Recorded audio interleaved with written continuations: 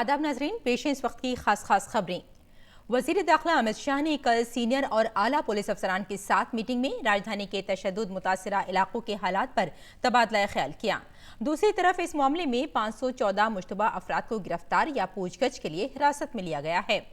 वजारत दाखिला ने कहा कि जांच के साथ साथ और भी गिरफ्तारियां की जा सकती हैं। हालात में बेहतरी को देखते हुए CRPC की दफा 144 के तहत नाफिज इम्तनाई अहकामात में आज 10 घंटे की रियायत दिए जाने की बात भी कही गई है।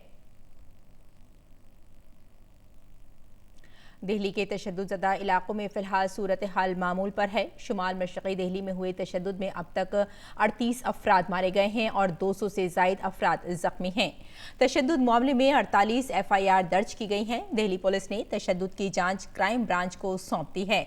जामे और मौसर जांच के लिए 2 खुसूसी जांच टीमें तश्कील दी गई हैं। Additional commissioner police BK Singh दोनों जांच टीमों के काम की निगरानी करेंगे। दूसरी जांच हाई कोर्ट में भी मामले की समाअत हुई और अर्जियों पर मरकज और पुलिस से 4 हफ्ते में जवाब मांगा है। अगली समाअत 13 अप्रैल को होगी।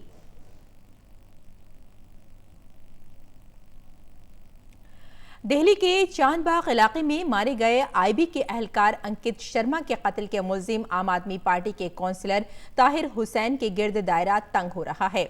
इल्जाम लगने के बाद आम आदमी पार्टी ने ताहिर हुसैन को पुलिस जांच मुकम्मल होने तक पार्टी के इब्तिदाई रुकनियत से मुअत्तल कर दिया है।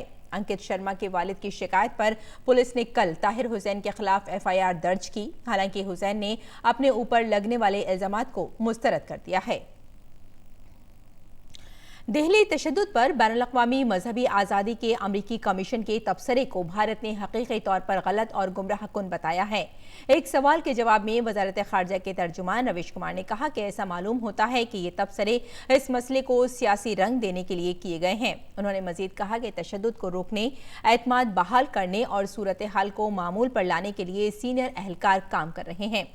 वज़ीर आज़म ने भी अवामी तौर पर अमन और भाईचारे की अपील की है। वजारत खारजा ने माहौल की संगीनी के पेश नज़र कोई भी गैर जिम्मेदाराना तबसरा न करने की भी अपील की है। भारत ने कहा है कि एक मुल्क की नापाक कोशिशों के बावजूद जम्मू कश्मीर में हालात तेजी से मामूल पर लौट रहे हैं।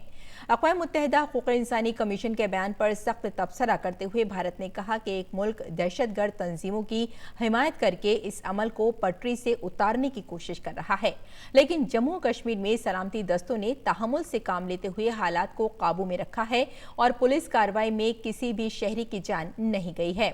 भारत ने हुकूक़ इंसानी का तहफ़्फ़ुज़ और एहतराम करते हुए इन बाहरी चैलेंजेस का मौसर जवाब दिया है। भारत ने अपने पड़ोसी मुल्क को मशवरा देते हुए कहा है कि वो अपने यहाँ मजहब की बुनियाद पर सताई जा रही अक़लियतों की फलाह पर तवज्जो दे।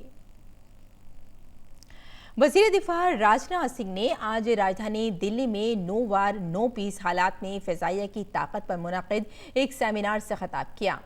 दहशतगर्दी के खिलाफ भारत को मिलने वाली आलमी हिमायत का जिक्र करते हुए वज़ीर दिफा ने कहा कि मौजूदा वक्त में आलमी अमन के लिए पाकिस्तान जैसे मुल्कों के खिलाफ भारत को दुनिया के बड़े ममालिक की हिमायत मिल रही है। वज़ीर दिफा ने कहा कि हाफिज सईद जैसे दहशतगर्द जिन्हें अपने मुल्क में खास तवज्जो मिलती थी अब सलाखों के पीछे हैं, लेकिन जब तक पाकिस्तान को खुले तौर पर जिम्मेदार नहीं ठहराया जाता वो इसी दोहरेपन की पॉलिसी को जारी रखेगा। अमरीकी सदर डोनाल्ड ट्रंप के इस हफ्ते भारत के पहले सरकारी दौरे के बाद अमरीकी वजीर खारजा माइक पॉम्पियो ने इजहार ख्याल किया के दरमियान हुए ट्वीट किया है कि सदर डोनाल्ड ट्रंप का ये दौरा भारत अमरीका शराकतदारी में अमरीकी अक़दार की अक्कास है।